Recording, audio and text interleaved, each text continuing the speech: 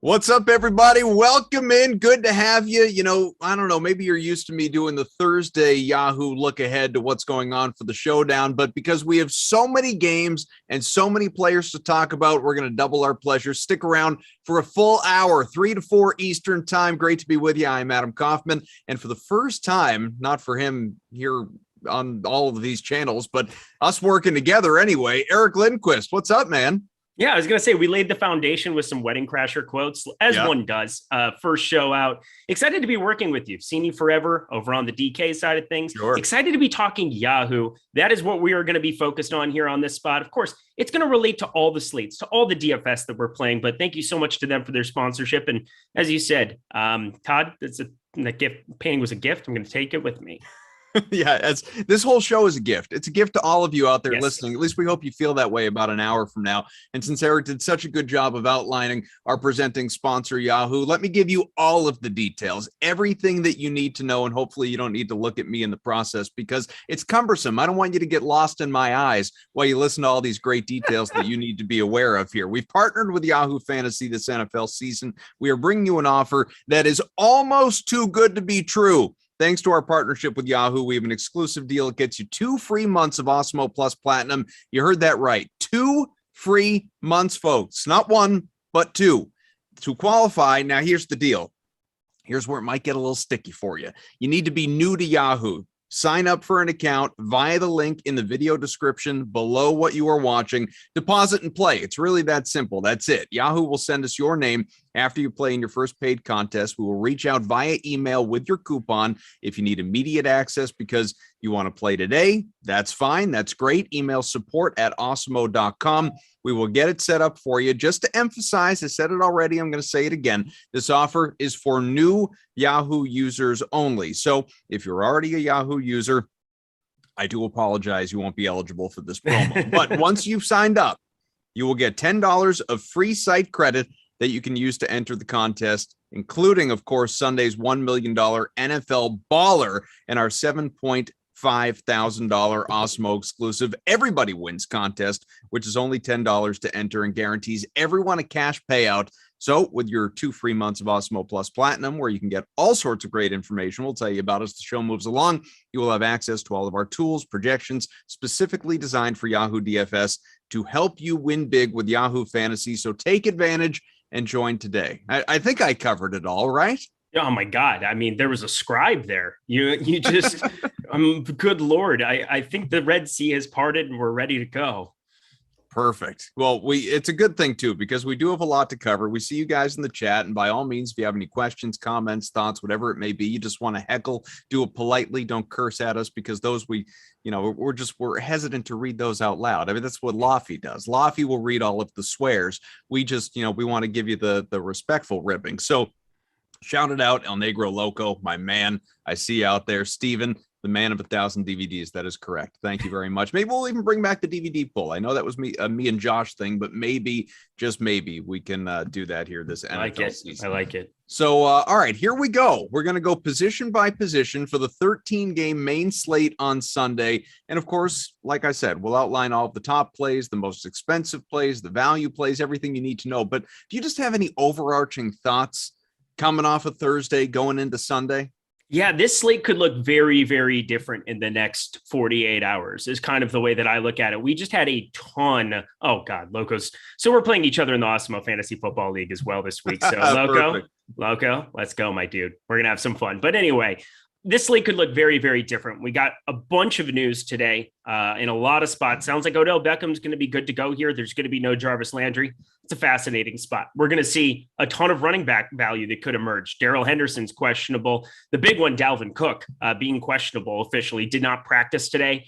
Not practicing on Friday would concern me for a lot of veterans. I feel like Dalvin Cook, with the amount of times he came off the field against Arizona in that second half, getting banged up with random injuries here and there, I think it might just be something where you give the guy who's been there a couple of years the opportunity to recoup, be ready to go here. But we shall see, because obviously when that injury report comes out at what time is it over on there on the East Coast? 11:30 a.m. out there on the East Coast. When that injury report comes in, it's going to be very telling what we're going to do. And you're going to have 90 minutes probably to adjust to it. Man, those Sunday mornings must come at you fast. Yeah, especially when you're on a live before lock show and you have like 3 sites, 450 lineups usually around all of them, and you're already a spastic person like I am. So it makes it, I think, enjoyable TV to a certain extent. But yeah, we haven't had like the big breaking news. My mind always goes back to when Dallas Goedert ended up being the starting tight end when Zach Ertz got randomly ruled out one week, like 2 years ago, and the amount of panic, and you go from having zero interest in 0% of a guy to having like 100% of the guy. Actually, I can't remember who it was. It wasn't Dallas Goedert. It was the backup tight end there in the Eagles. I'm sure Chad will remind me of who it was, but you have opportunities like that present themselves, and that late news is the best possible thing, especially when you're in these massive tournaments. Yeah, I'm just thinking the time difference for you. You're rolling out of bed, you're half asleep, and it's, oh my God. Especially if they're like those London games, forget it. I mean, you're setting alarms to get up for those. Yeah, I guess poor my fiance, but multiple times I can remember just pulling all-nighters or waking up at 3:30 a.m. to an alarm for those games to get all my lineups set. You know, I'm in a zillion leagues and for year-long stuff over on Yahoo, as well as, you know, playing all my daily fantasy stuff. It is bonkers sometimes here on the West Coast, but it's the best coast for a reason, because you can basically do whatever you want every single night. You can wind down with a game and, you know, get to bed relatively early. You know, you mentioned it, and I know it's not the point of this show, but they are presenting sponsors, so why not just give them a shout out, a little extra shout out anyway. I'm in multiple Yahoo season-long leagues. I'm all about the Yahoo season-long league, like to the point where I have a bunch of friends. Am I allowed to say this? A bunch of friends, they made a league last year. It was, you know, we had been Yahoo. I don't even know why. I think the commissioner changed and he moved it over to ESPN, and it was miserable. It was just terrible. And there were a bunch of us, me included, who said, like, I'm not coming back next year if you don't move it back to Yahoo. Let's get the hell back to Yahoo for our season long, baby. We got to have this. Unquestionably the best year-long site, period. End of story. It's not remotely close. The best site that you can possibly play year-long. Daily fantasy, the best spot you can possibly play for your bankroll. Not even close, not remotely close. The management fees are the lowest. If you're not depositing over there right now, you're doing something wrong. All right, so let's get into it. Let's start with the quarterbacks, because just like that, we've, you know, shot the crap, if you will, for, 7 minutes or whatever it is. So here are your top plays based on, of course, our friend Alex, Awesemo himself, his projections for what we have for Sunday. Again, this is specific to the Sunday main slate. Your top 5 quarterback options in this order. Kyler Murray, he is going to be reasonably chalky. He is the most expensive. He is projected to have the highest average at about 28 points almost. He's $39. He's got a matchup in Jacksonville. After him, you have Lamar Jackson, who is projected for a very similar total, but he's a little bit cheaper, $35 at Detroit. So something to think about there if you're looking for, you know, a cheaper option. Obviously, want to pay up a little bit elsewhere. Patrick Mahomes, he's $38, projected for about $26, has the Chargers. Josh Allen, he's 36 as well as Washington, about 26 points. Russell Wilson is 36 as well, and about 24 points in a matchup coming with Minnesota. So, you know, you could certainly make the claim just monetarily that your best bargain, not the best value among all quarterbacks, we'll get into that, but your best bargain among those chalkier top handful, it would be Lamar. Yeah. So this is maybe the most fascinating quarterback spot. So let's start at the top though. First, I want to start with Kyler Murray, because this is fascinating having Deandre Hopkins questionable. And it sounds like because he's missed all 3 days of practice, he came through on Friday. You know, I talked about the running back value.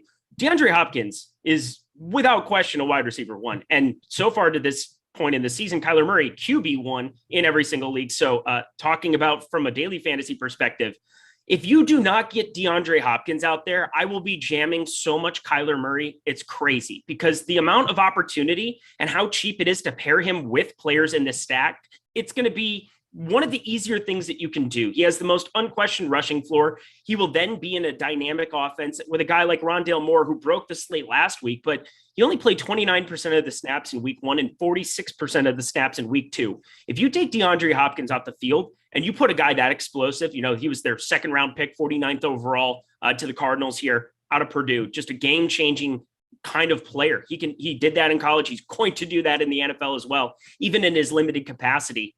If you put him on the field for more time, super cheap, super easy to pair with a guy like Kyler Murray. I think that DeAndre Hopkins news, as much as Dalvin Cook, it feels like it'll be an easy play for Alexander Mattison, but that's something everybody's going to be able to be tuned into, as opposed to this stack. It just becomes so much easier to play. So I got to say, keep an eye out on that DeAndre Hopkins news. And I know everybody will want to pair DeAndre Hopkins with Kyler Murray, but I'm going to be super interested, even more so against a Jacksonville defense that has nothing, no resistance. If you get every pass catcher with cheap value where their target share is just going to go way up with no DeAndre Hopkins, a guy who would get 10, 12, 14 targets in a spot like this if you were out on the field. I guess I would wonder, though, because I do like that Arizona defense, and we know how Arizona has played throughout the first couple of weeks of the season. One of a handful, 7 teams that are unbeaten at this point at 2-0. It's a solid division. You might have 3 teams make the playoffs coming out of that NFC West. But for Arizona and for Kyler, you think about Jacksonville, and it's like, okay, well, are we going to have kind of a Trevor Lawrence? I don't expect him to have a great game by any stretch, but is he going to be able to keep up with a game that's a shootout effectively, or is it going to turn into a game where, in that second half or the last quarter and a half, it turns into just more run dominance and Kyler isn't getting as much opportunity throwing the ball?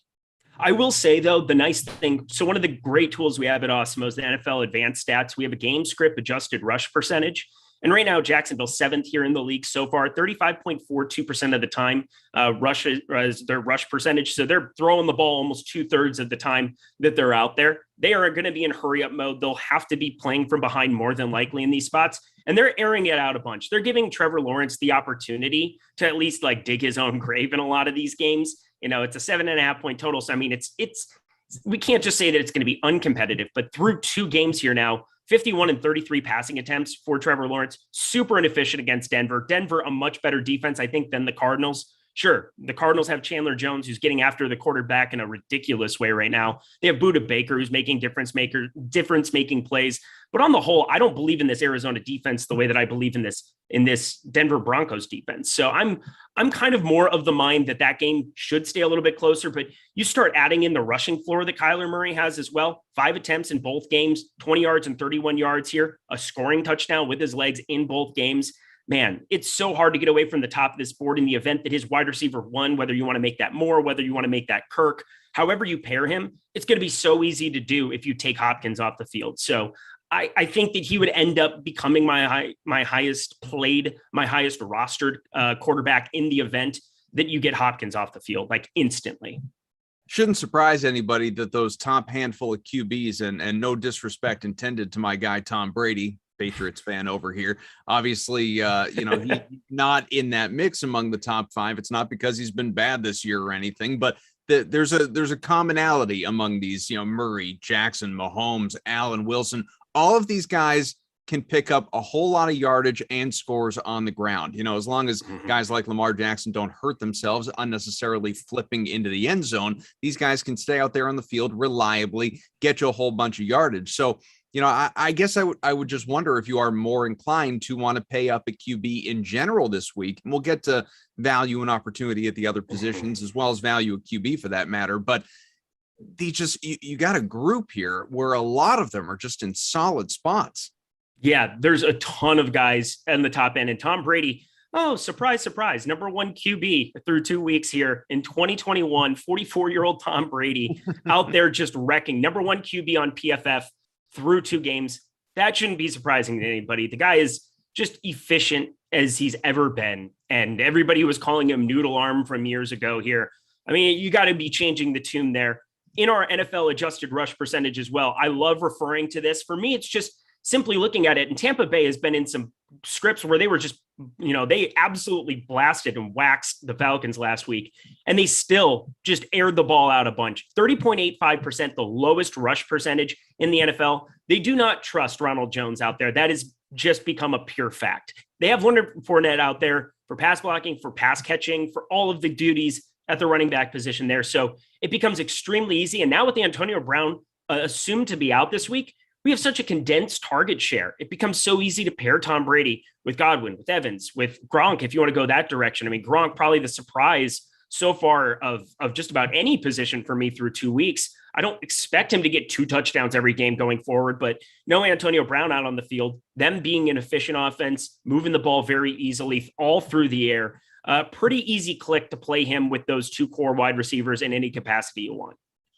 So I'm really curious about this because I've got a whole bunch of pre-show notes down and all of that. I know you do as well, but I figured, hey, what the heck? Things are so fluid. Mm-hmm. There are a whole bunch of updates, as you mentioned earlier. I wonder to what degree Alex has altered his projections. So refresh, and we have got a new top projected score on the slate, not just a quarterback, but in general with massive value because he is only $25. Matt Ryan against the Giants is projected for almost 30 points. 30 points, value 11.7.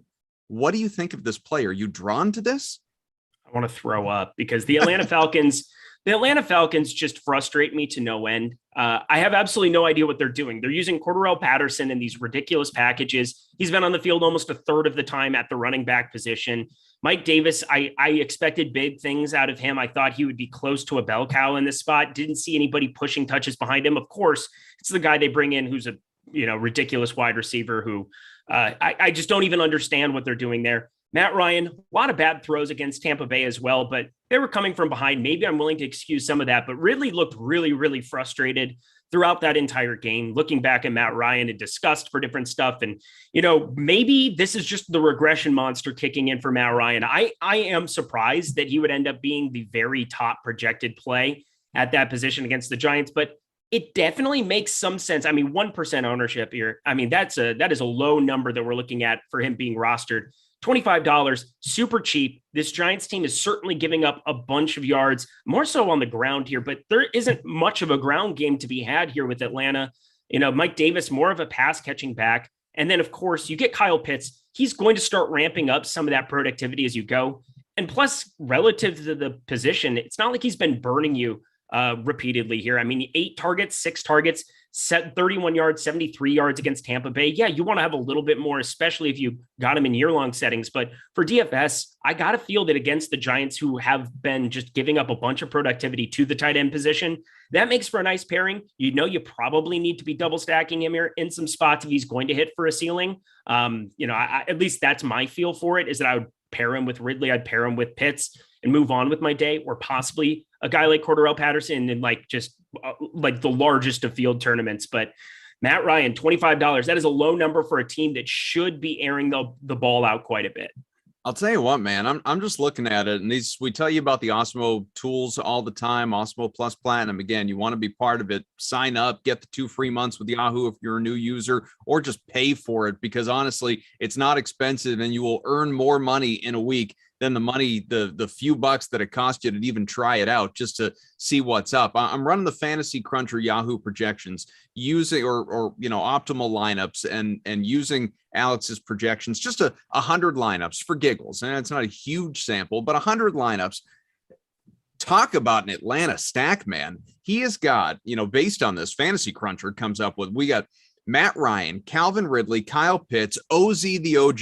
This group all 100% owned across 100 lineups. I mean, it's Falcon stack for days against Big Blue. I don't know if I completely agree with that. I feel like that might be a little bit out of whack. But part of it is that you're looking at, so I'm looking at the top stack, which I believe is free today. So go check out the Awesemo top NFL DFS stacks. Click on Yahoo. We added the Yahoo numbers in there as well. And you've got, I believe it's 1, 2, 3, 4, 5, 6, 7, 8th down, 3.9% top stack potential here for the Giants on that side. Atlanta is way further down there. So I'm thinking there might be a little something out of whack there, but there's no doubt that even against the Giants, this game should be the most competitive by far that they've been in. It wasn't the easiest start to the season. Obviously, Matt Ryan has not performed well or even like remotely close to what you're hoping for a pass first offense. But Philadelphia D has proven to be pretty decent here through 2 weeks. Tampa Bay's defense is definitely going to be formidable this entire season. So going up against the Giants, by far his easiest matchup he's had to this point.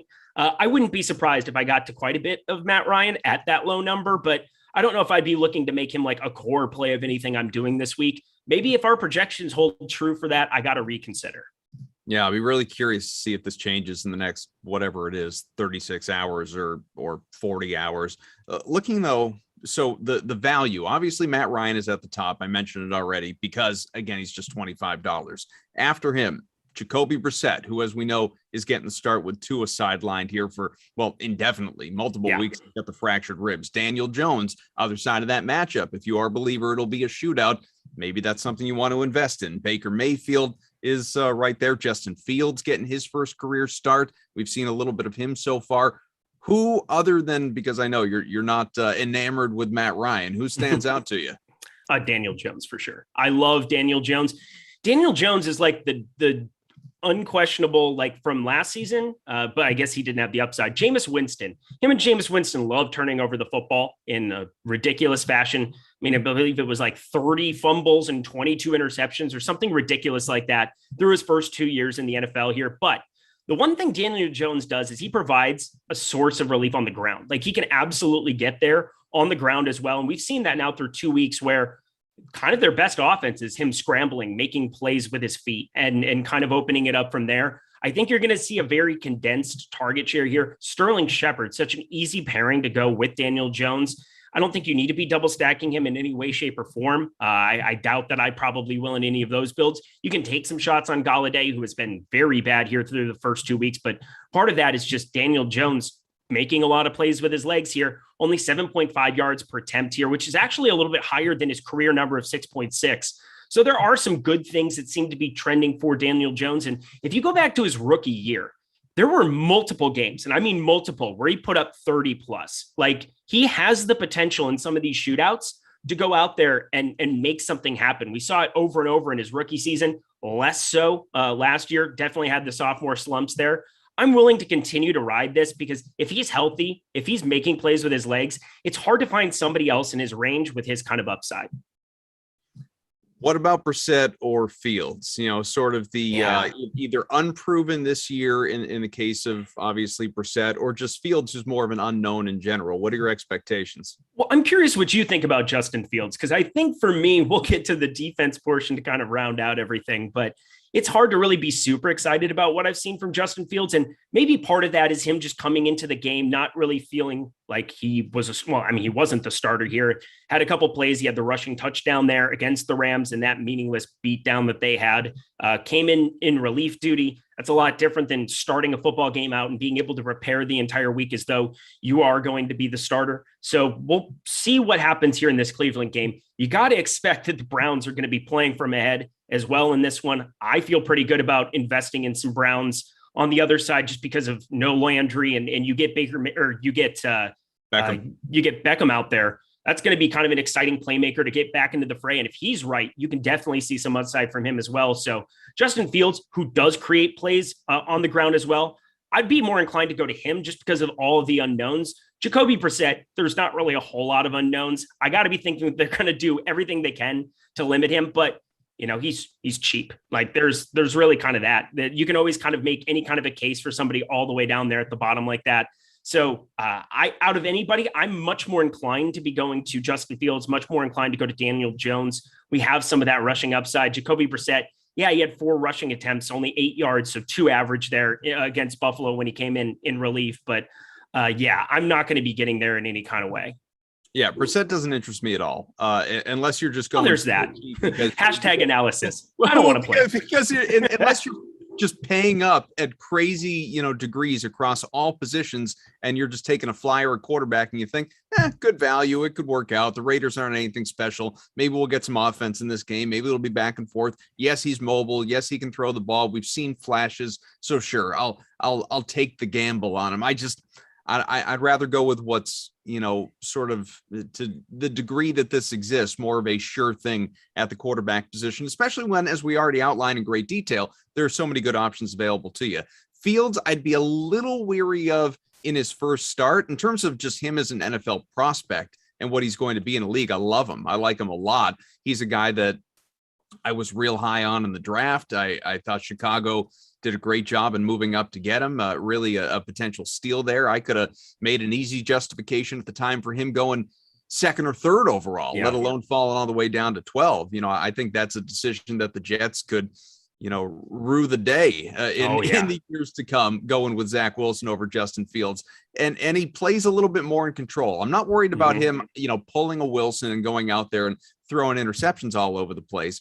I think he's a good, as you said, playmaker. I think that he'll be composed. He's got a good offense around him. I think it could be a good game for him. I think there are so many attractive options available to you that I don't necessarily feel like that's a position I need to go value at this week.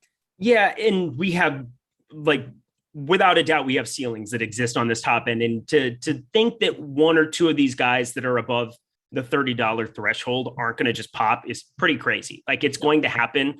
I think we're going to want to spread out exposure. And that's something a lot of top players have been doing more and more as the years have gone on in NFL DFS. They're not as concentrated at the quarterback position. It has more to do with your core, more to do with how you comprise your lineup, how you reduce the rostership within it. So I'm going to be focused a little bit more on that than just saying, hey, I need to get to a bunch of this guy or less of this guy. I love Fields just because you do get some of that ground exposure. He could run one in, and then you're sitting in a really good spot, and very easy to pair him a cheap Cole Kmet. And then you have a guy in Allen Robinson who will no doubt be a number one for the rest of his life. It's just ridiculous. Right. If you guys have any questions about the quarterback position, we've spent a lot of time on it. You can go back, you can rewind by all means, or just throw your questions out in the chat. We'll get there. And while we have you watching, do us a favor. Hit the like, hit the subscribe button here on the Awesemo YouTube page.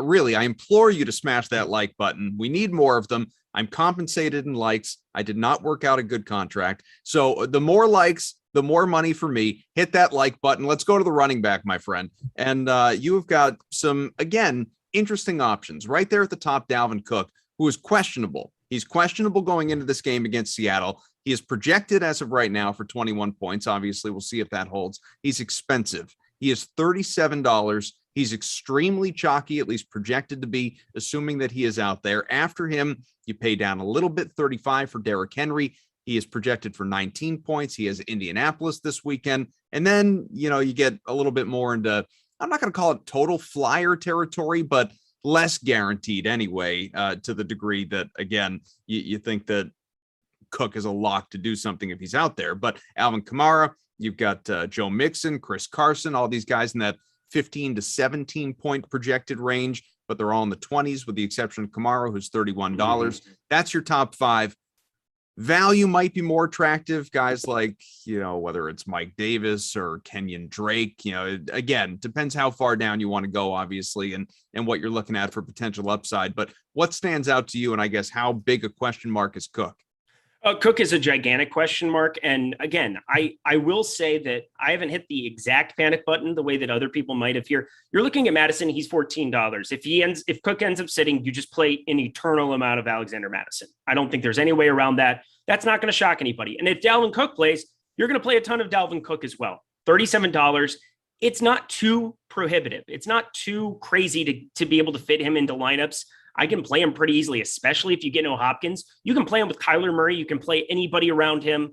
Pretty simple to fit him into lineups, I think, this week. But obviously, he's the gigantic question mark of this entire slate going into Sunday. You need to be watching live before lock. We'll be keeping you in tune to everything going on there. But as you work down, of course, Derrick Henry had that explosion last week. But now you're going to see that kind of buoy back into his rostership. Like everybody here on Yahoo, it's not like $35 Derrick Henry is going to go under the radar whatsoever here this week. I'm kind of looking more in this mid-range. We start getting into guys that really burned people last week. Kamara, for sure. I mean, he's sitting at 22% right now. And I feel like if you had seen even like a remotely competent game script for him last week, that number would be even higher than that. And so I think getting $31 for him, you got a price decrease here in the spot that just shouldn't be there for a guy who's still got 6 targets, 4 receptions. I expect big things from him going forward, having Jameis Winston alongside of him. I'm not willing to hit the panic button. And, your boy, Belichick over there, New England, in this spot, I understand the apprehension you might have to go there, but I feel like just getting to this top end of running back, it's just so much easier to do, especially if you get news that Cook's out. You're able to play Madison along with just about anybody that you want. Well, let's talk about that because El Negro Loco in the chat saying, Cook hasn't practiced all week. He ain't playing. Let's go under that mindset. And that would be disappointing for anyone that has Cook out there in season long, obviously, but get ready to potentially benefit if you have Madison. He is projected right now, meaningless for only 4 or 5 points. He's $14. $14, Yep. Eric. So if we find out Cook isn't playing, 100% of lineups, Yes. like absolutely have to have him. Yes, I find it nearly impossible that I would not have him in almost every single lineup at $14. It's the home opener here for the Vikings. Vikings are 0-2. They should be 1-1. Don't even talk to me about that as a Vikings fan. It's really gross. But Minnesota is still nearly a 50% adjusted rush percentage here on the season. 7th highest rush percentage that they have at 48.57%. They're just behind the likes of New Orleans, Baltimore, Cleveland, San Francisco. Teams that we just know like to just jam the rock. So I think getting to Madison at $14, it's such a safe, high upside spot. And I know last year some people might have gotten burned by him. I don't care. He's $14. They play with like this one back mentality there in Minnesota. They rotate Madison in only basically when Dalvin Cook got dinged up against Arizona. I expect Madison to get almost the exact same kind of treatment. Maybe not the full Dalvin Cook experience. Dalvin Cook is just a bigger body, massive human being who's very good at running footballs. But Madison, closest comp you can possibly get to him. I love him at $14 in the event you get no Cook. There's no way around it. What about other value opportunities? Not to the degree that Madison is, obviously, but not necessarily all that far off. You could look at like Najee Harris is $19. He's projected for right around 15 points. You could go up a little bit. Saquon Barkley, he's not value. He's 24, but as compared to, Cook, if he plays, Henry, Kamara, he's projected for right around 15. Just sort of depends on whether you believe that the game script is going to be what we discussed earlier, because remember, Barkley can catch passes. He's not purely a running back, but also just what he's going to be. He still hasn't hit that next gear coming off the injury last year. Yeah, and this is the spot for him. Like at $24 going up against Atlanta, who there aren't enough bad adjectives to use to say how bad they looked against Tom Brady. Your boy, for sure. Atlanta is incompetent on the defensive side of the football. And if you're going to see Saquon Barkley go off, this is the spot. He gets 10 days of rest coming off of a Sunday to Thursday game for his week 1, week 2. That extra time looked like he had some fun up there at Penn State playing beer pong. He looks relaxed. He's ready to go. How about that for analysis? Sounds great. I'm into it. Thank you. Yeah. Where do we sign up? He's in the right mindset. Let's go, Saquon. I guess. Yeah. No, he's looking pretty good. All right. So anyone else stand out for you at running back before we make the move to receiver? Well, I'm contractually obligated to talk about some Sony Michelle, and I don't even want to say it out loud here because I got absolutely torched by him week 1. I was on a live before lock talking about him in a backup role, and I said that there was definitely some risk there where he wouldn't end up being the lone back, and I'm not targeting him from a rushing perspective. I got to say that right from the get-go. Tampa Bay, number 1 against the run. And I think they probably will be again this season. They just basically sell out completely to stop that side of the ball. But if you get no Darrell Henderson out there, you got to at least be a little bit interested in having some shares of guys like Sony Michelle in the same capacity that, we just got news while we're on the air that Josh Jacobs is going to be officially out here. You could look at some Kenyon Drake down there on the bottom end. Another guy who I'm not looking to pick on Miami, just, them running the ball or Kenyon Drake being a guy that they want to give a ton of touches to. We saw him very limited by the existence of Peyton Barber there, but at least there's a pass catching role there. And in tournaments where you're seeking upside, I don't think the rostership will get there in any kind of a meaningful way to have me get away from getting to shares of those guys with how cheap they are. Why don't we make the move to receiver? We've got about 20 minutes left with you. Still got to go through receivers, tight ends, and of course DSTs, talk about optimal lineups and all of that a little bit later as well. So as mentioned, with Matt Ryan making the move from relative obscurity coming into our show to the top value play, the top quarterback, top projected scorer, all of it, so went some of his Falcons targets. We were talking about like Kyle Pitts. We'll get to him at the tight end position. But as far as the receivers, Calvin Ridley is now the top projected performer at the wide receiver position at he's $27, about 20 points. Right behind him, I mentioned OZ the OG. There's a reason for the nickname right now. 17 projected points. He's $10. The value is 17x. That's absurd. It's ridiculous. Can it actually come to fruition though, Eric? Yeah. I mean, wait, what are we looking at here right now? Am I looking at the same thing as you right now? Unless something changed on me. I'm looking at see this. Our NFL DFS projections for Yahoo. That just seems insane. Let me pull this up.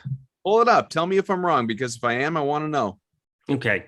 I mean, we have 17 projected for Cooper Kupp right now. Hang on. Who are we talking about right now? Cooper Kupp is 17. Yeah, I've got it. Yeah. There you go. Yeah, I mean, that's a ridiculous number. And again, we just got done talking about how they're selling out to stop the run. Cooper Kupp through 2 weeks. I mean, it's a ridiculous number that we're seeing for him here. Nearly 17 points that we have here for Cooper Kupp. 10% rostership here.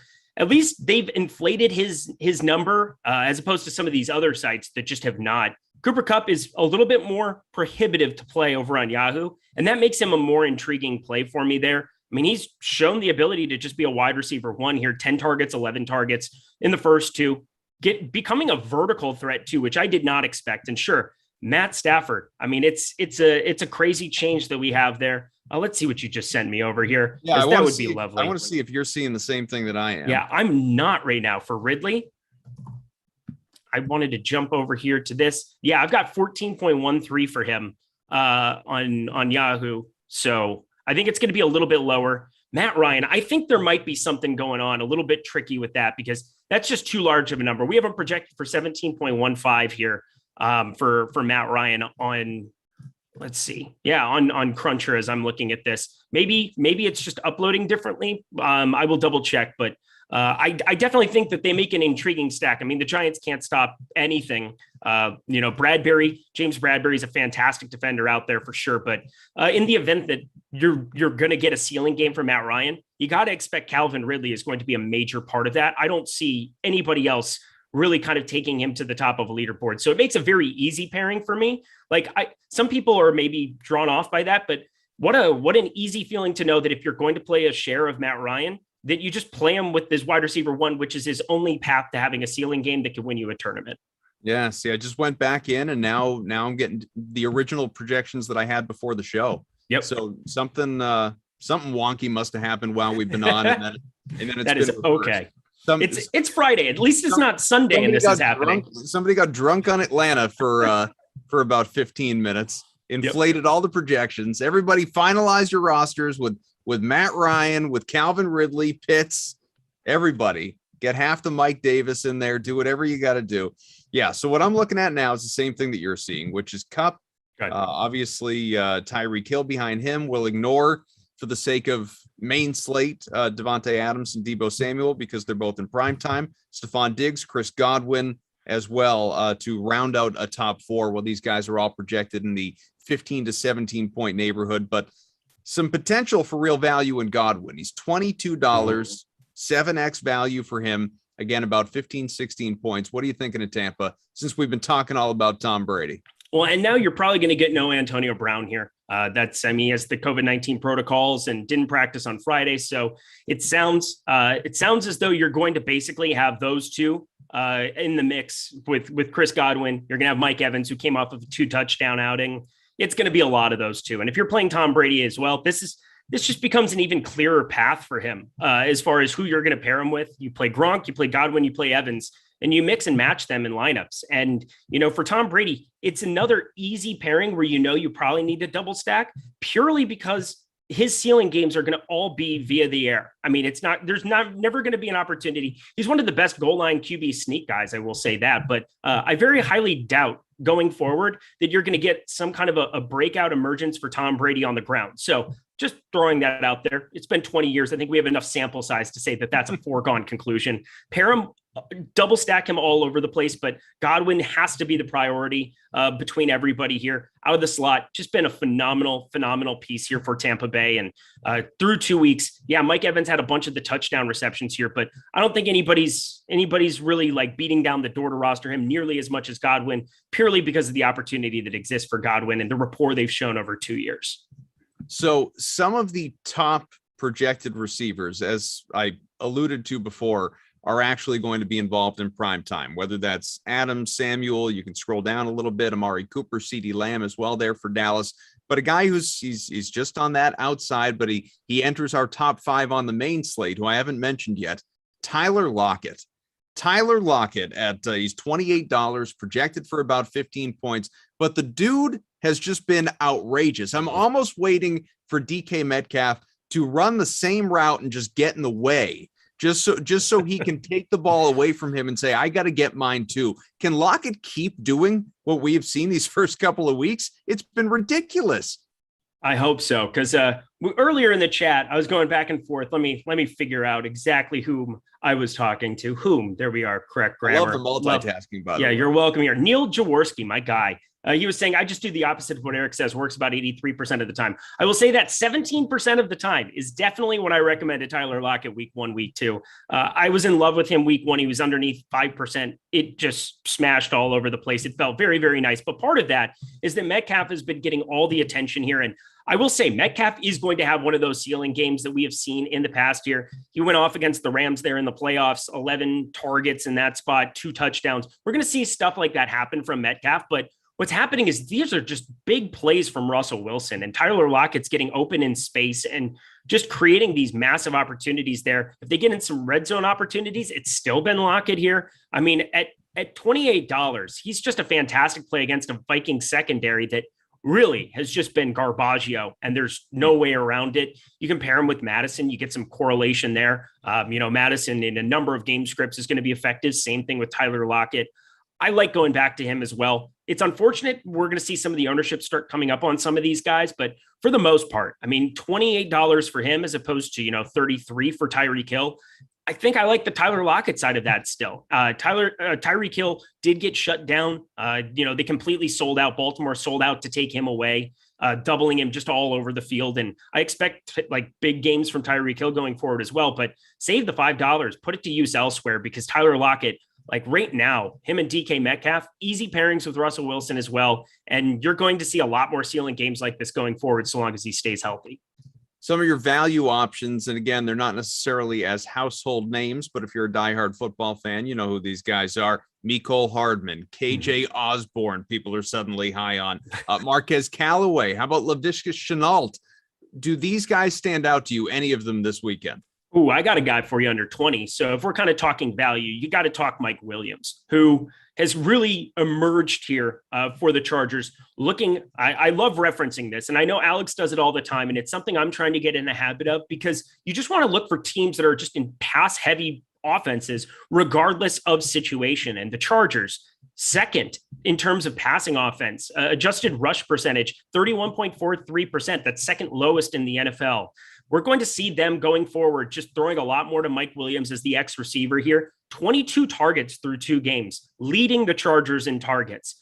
Considering he's underneath $20 and carries just as much, if not more, upside than Keenan Allen, with the way that Joe Lombardi, the new offensive coordinator there, is utilizing him, I feel very confident that this is going to be one of the best values that you have going forward for the next couple slates until they really adjust his price closer to being a wide receiver 1. This is kind of similar to what we saw alongside everybody in Dallas last season as Amari Cooper, as his price just continued to increase progressively throughout the season. Same with CeeDee Lamb, same with Michael Gallup. Like, you have those kind of guys around him. This pairing here, Keenan Allen and Mike Williams, even Guyton eventually at some point. I mean, he's seeing the field quite a bit more than I expected, but Mike Williams, without a doubt, an easy wide receiver 1 plug and play every single week until the price adjusts. What do you think of James Washington with Pitt's receiving? Oh, man, banged up right now. Yeah, so this is just kind of a freaky spot. And we blew past Najee Harris at the running back position, but I think kind of understandably so. I mean, $19, there's no question that he's undervalued. Like, that is a ridiculous number for him. He's going to be extremely popular on Yahoo at that number. He's seeing all of the opportunity for them. Now he's facing the Bengals, a much better spot than he had for Buffalo week 1. We saw in week 2, ended up kind of backdooring it with that reception touchdown. But at $19, I think he's the best value that exists pre-Alexander Madison, in the event that Madison ends up being out there and is $14. He'll be the best value for sure. But at the wide receiver spot, with no Deontay Johnson out there, becomes kind of a Juju Smith-Schuster. He's playing the slot there, and we haven't seen a ton of rapport between him and Ben Roethlisberger here in the past, but it started to increase here. 15 targets now through 2 games. I think he's kind of the priority for me, even over Chase Claypool, who's seen 14 targets, but hasn't really made the most of them here in this spot. He's been pretty inefficient. 9 targets, 3 receptions for that 70 yards, kind of luck boxed a big play to get to that number. I really do like getting to some Juju there. $19, going down there a little bit further underneath $20 as opposed to Chase Claypool up at 23. That's going to be a very intriguing spot, something I'll have to take a closer look at now that Johnson's officially going to be out. But I definitely like that spot to get some unexpected value. James Washington, I can't pull the trigger on him. $10. I would rather find money to get $9. I just refuse to let that guy sink my lineups for another week. Like, we have exactly 10 minutes left. Good transition from the $10 price tag on Washington. We still have to go tight ends as well as DST. So let's go to the tight ends, because who doesn't love a good tight end? You've got Travis Kelce at about 16 projected points. He is $31. He's got the Chargers after him, and he is the most expensive. Awfully close to Aaron Waller, who got about 1,000 targets back in week 1. Still doing very well. He is $29 against Miami. And then you could pay down quite a bit, actually. Mark Andrews, $19 against Detroit. Tampa Bay has Tyler Higbee on the other side. He's $16.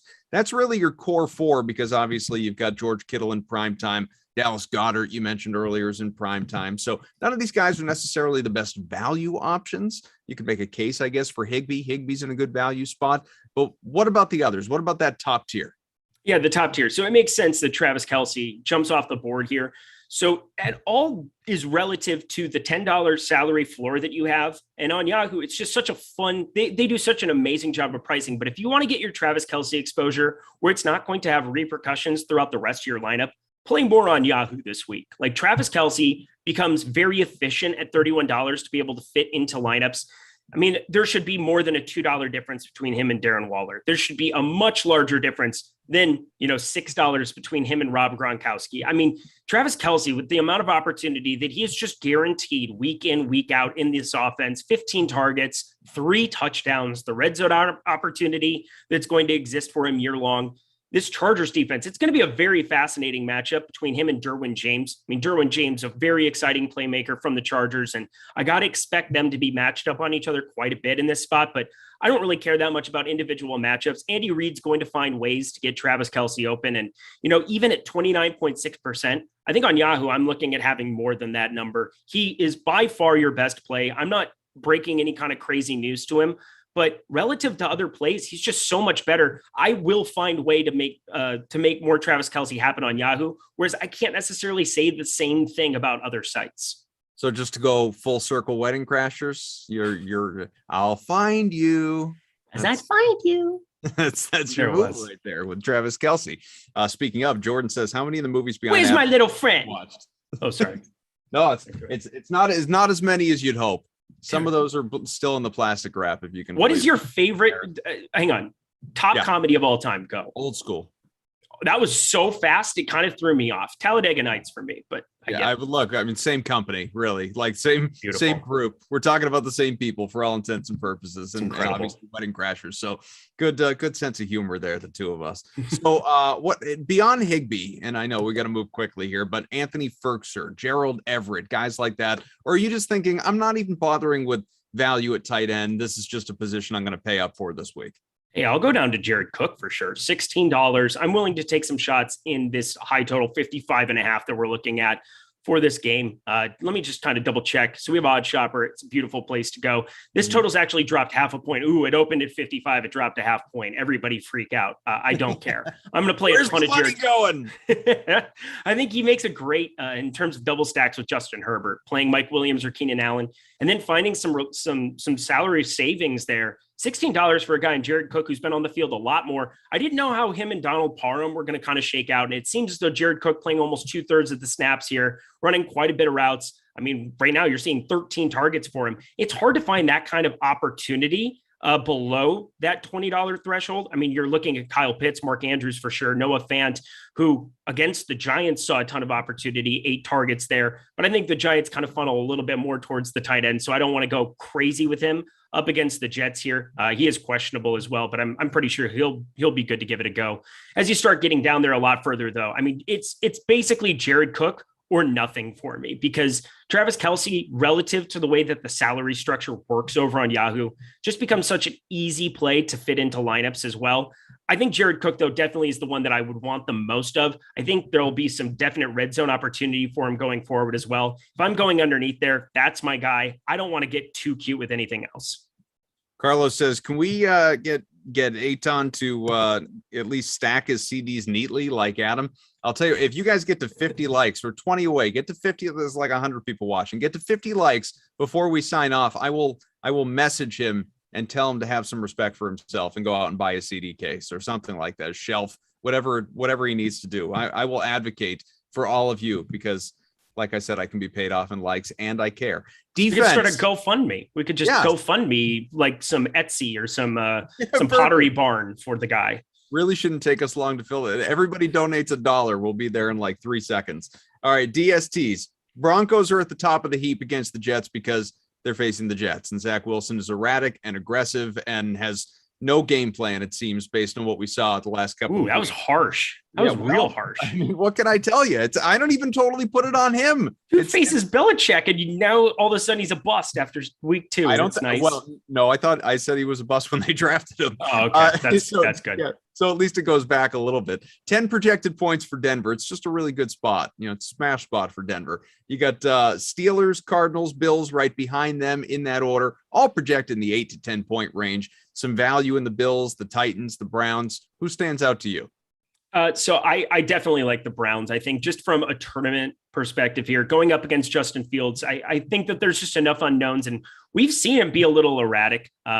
We've seen the opportunity could be there here for some sacks as well. If he can get off his first read, that's really going to be the important thing for me to see from a true football perspective. Team watch the tape, look at me go, but he needs to get off of his first reads a little bit more effectively than we saw there in that first outing. And if he can do that, if he can figure out ways to get to his number 2, number 3 in these spots, hit Cole Kmet for some shorter yardage, not try to always hit the big plays, you could see Justin Fields be pretty productive here.